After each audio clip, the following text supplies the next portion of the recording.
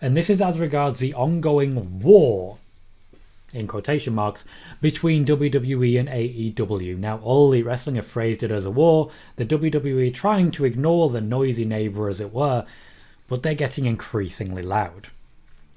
This Friday presents your average wrestling fan with a very entertaining prospect. For the first time, we have a direct head-to-head going on between WWE's top-rated Smackdown show and AEW's secondary Rampage show.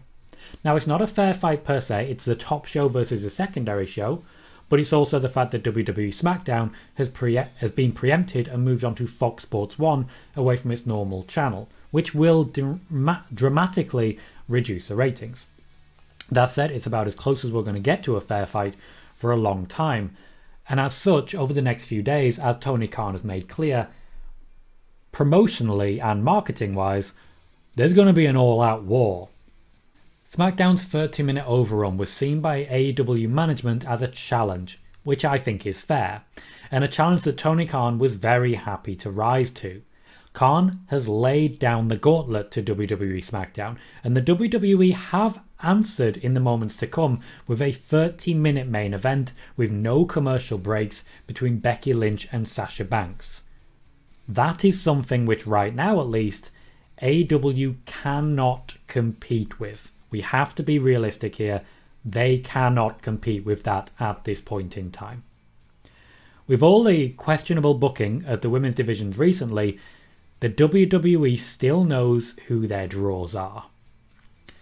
Sasha Banks has a history of essentially putting AEW in their place. When she calls herself the draw, she's right. The biggest draws in the WWE are all on SmackDown this Friday, with Lynch joined by Banks, Reigns, Edge, Rollins and Lesnar. The WWE are making it clear they will not be beaten this Friday. That is a genuine embarrassment of riches that should comfortably see off any danger. That said, the move to FS1 has leveled the playing field significantly, and AEW do have a history of playing it fast and loose with their chosen battlefields, which dramatically closes the gap. If AEW lose badly in the ratings war, but achieve a minor win in their cleverly branded key demographic, they will call that a victory. Getting within 50% of the SmackDown juggernaut may be something that they can phrase as a victory, and when you look at the ratings that Rampage has had, it kind of is. Now, are they going to win? No. Can they win right now? No. However, isn't this exactly what we were all hoping for when AEW was announced? We get a 30-minute main event between two of the top stars in the industry with no commercial breaks in order to see off the challenge of this new upstart competitor. AEW are doing WWE fans a favour, as WWE is doing AEW fans a favour by pushing them to get back to live rampages.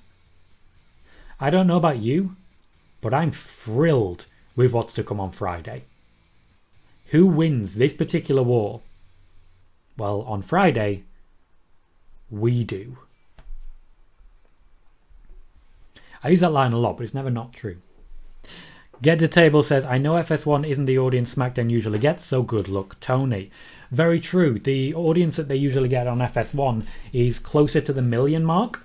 Now, Rampage has hit those numbers, but they're not going to be able to this week, surely.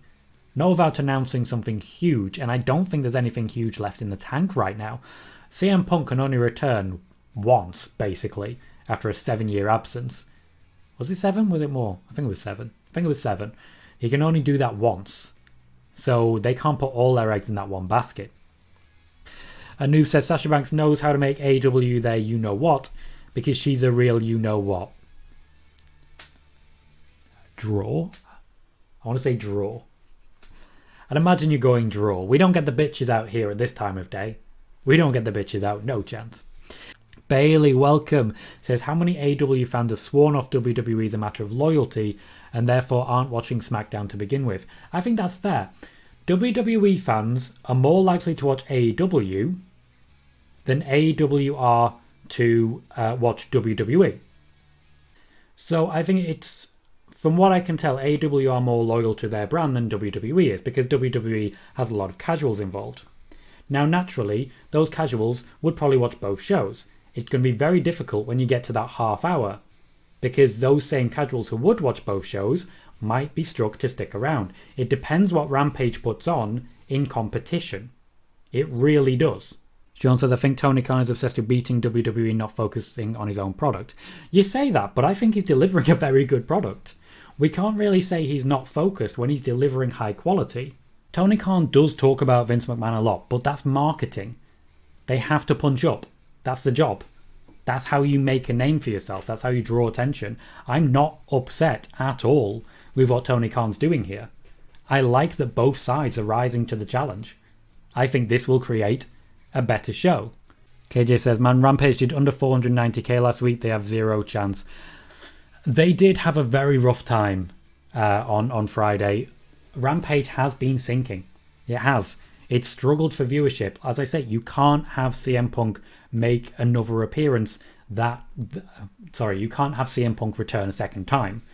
So I don't know what else is in the vault that they can pull out. I don't think they're winning per se, but I still think it's going to create more excitement and a greater buzz because of that. Hector, welcome, said, would there ever be a scenario where if this goes well, we could see SmackDown's first 2 hours on Fox and a potential third hour on FS1, or would that need to be a new contract with Fox? That would need to be a contract amendment, not necessarily a new contract, but a contract amendment to make that change. I don't necessarily think that's going to be the plan or that's what they're going to do in future. I think they're happy with the 2 hour SmackDown. I think it's more likely that Rampage moves onto SmackDown's schedule and they go direct one-on-one. WWE will lose viewers to Rampage. But would Rampage lose viewers to WWE? I don't know. I genuinely don't. It's impossible to work out. There's too much at play. Buzzy says, what I don't understand about the whole SmackDown Rampage contest is how fans have responded to Tony Khan.